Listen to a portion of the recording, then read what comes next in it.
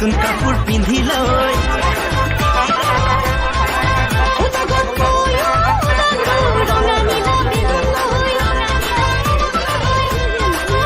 পূজা চাবলৈ ওলালো নতুন কাপোৰ পিন্ধি লৈ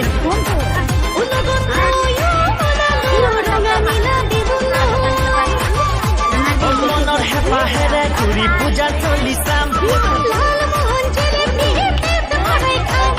ৰঙীন মেলাত সন্ধিয়া হাঁহিৰে উপচাম